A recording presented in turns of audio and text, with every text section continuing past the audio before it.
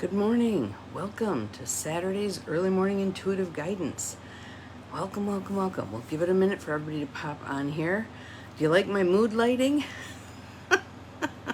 It's just going to be one of those mornings, I guess. I turned on my light and the bulb popped, and so I went and found another light bulb and came back and went to put it in, and the lamp is a candle base and the bulb is a regular base. So went to harvest a candle base from a different light and can't find any lights in the house that have candle base instead of regular base. So we're going to have mood lighting today. So, but I'll have to see what I can find for, it's not like I don't have enough lamps. I have lamps everywhere. So, good morning to whomever popped on. Glad you're here. Welcome, welcome. But we're just going to have a little mood lighting today. Good morning, Janine. Glad you're here. So, welcome to the holiday weekend. I hope you have some fun things planned. I'm going to a movie today and maybe hang out in the park for a while, and we'll see what, and a meal, always a meal. I'm one of those people, I love going out to eat. So good morning, glad you are here. So our card for today, and I'm not surprised this deck popped up today, it makes total sense. It's a holiday weekend. We have the Nature Portals deck by Bruce and Carol Malner. Inspiration through the peace and beauty of nature. And I like this card also because it is speaking to a piece I've been working on with a lot of clients lately. So it's about perception and what is your perception and how does your perception then influence everything. Good morning to whomever else has just popped on. Glad you're here. Welcome. And we need to be aware of what we're choosing, and I'm going to circle that word, choosing, for our perceptions. I don't want to hear, well, it's just what I think. I don't want to hear, well, I've always been this way. No, no, no, no. Claim some sovereignty here. Good morning, Mel. Welcome, welcome. Glad to have the Youper in the house. One of our Youpers. We have many. So, but we want to be paying attention to what our perception is because it colors everything. It colors everything, including our outcomes. So, nice deep breath in. Let it go. Another breath in. Let it go. Everybody else must be sleeping in for this holiday weekend, or they're gone.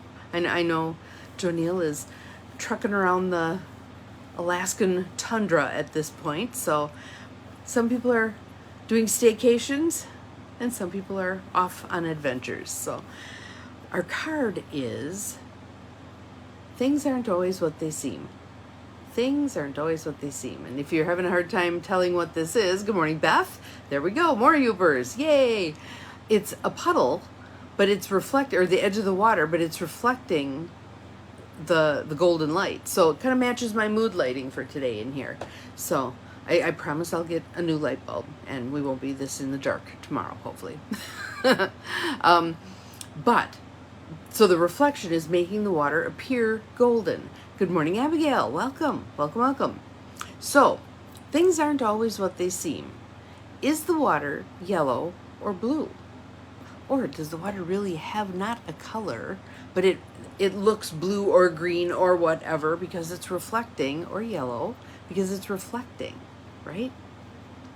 Enjoy changing your perspective as you look at nature. Have fun seeing the world around you differently. Wonder, imagine, look with your heart. Okay, so this dovetails beautifully with our creativity card from the other day, right? How do you look at things? Do you look at things the same old way all the time? That really leads to stagnation. What if you choose to look at something differently? So I can give you a couple of for instances. Remember when we were kids and we'd stand and look at something and then we'd close one eye and then we'd close the other eye and then go back and forth, and the image would jump back and forth because we have a dominant eye and a non-dominant eye, right? That was a shift in perception. And we got a kick out of that as a kid, right? What's the adult version of that? Good morning, Gwen. Glad you're here. Welcome, welcome. Hello, hello. We can shift our perceptions about things like that. So, for instance, someone recently passed away. And I know a couple of people who know her. And one person's perception was this was an illness. The other person's perception was she made her choices. She, she made her bed, now lie in it thing. How you look at it makes all the difference, right? Do you blame somebody for their illness, or do you see it as an illness? Okay, maybe you'll see something in a brand new way. Maybe you'll see, as William Blake did, a world in a grain of sand and a heaven in a wildflower. Perception, perception, perception. Maybe you'll see the source behind all things, and I would put a capital S on that. The source behind all things. What if you looked at something as that divine child of God, regardless of what it is? Rock, tree, bird, buffalo, human. What if you looked at everything through the lenses of this is a divine child of God? This is part of the one. This is the all that is. Looking in the mirror at yourself and going, this is the all that is. I am a part of that. I am not separate from it. I am it, right? So here's the William Blake quote. When the doors of perception are cleansed, man will see things as they truly are. Infinite. Infinity. And I was having a conversation with someone yesterday about death and dying and the perception of heaven. And what did I think heaven, and did we really go there, and whatever. And my take on it was, heaven isn't a location. Heaven isn't a location. It's our consciousness freed from our body, combining with all other consciousness. That's my perception. Other people think it's a place in the clouds. That's fine.